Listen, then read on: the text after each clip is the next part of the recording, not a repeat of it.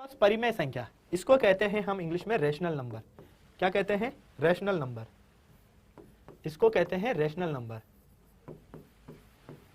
Rational number. और इसको represent करते हैं कैपिटल क्यू से। किससे रिप्रेजेंट करते हैं? कैपिटल क्यू से। क्या होते हैं रैशनल नंबर? परिमेय संख्या क्या होती है? वे संख्याएं जिन्हें हम p बटे क्यू के रूप में लिख सकते हैं, ऐसी संख्याओं को परिमेय संख्या कहते हैं। ठीक, लेकिन यहां पर p और q दोनों क्या होंगे? पूर्णांक होंगे, और q कभी भी शून्य के इक्वल नहीं होगा।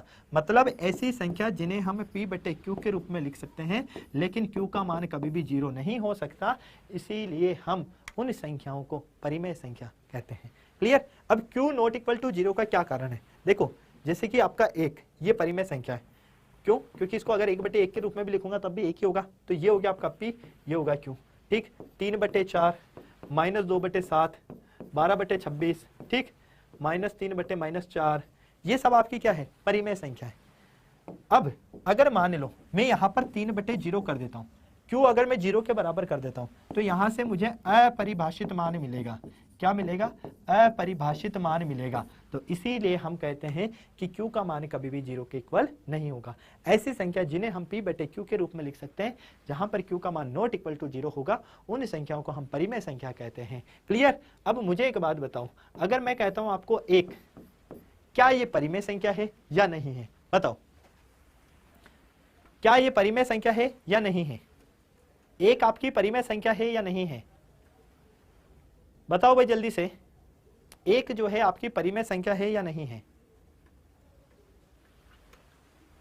ऐश्वर्या सिंह कह रहा है कि नहीं है।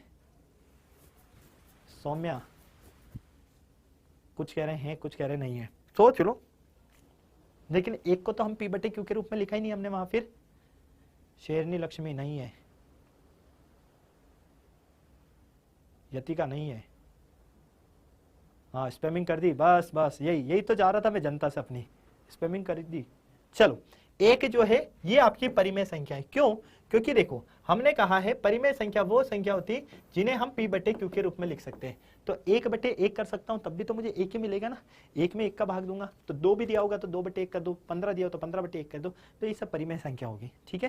क्यों? क्योंकि हम इसे p बटे q के रूप में लिख सकते हैं। रीजन आपका यही है। तो ऐसी संख्या जिन्हें हम p बटे q के रूप में लिख सकते हैं, वो संख्याएं आपकी परिमेय संख्या होती हैं। लेकिन कंडीशन क्या है? q वहां पर 0 के इक्वल नहीं होगा, q कभी भी शून्य ना हो। ठीक है?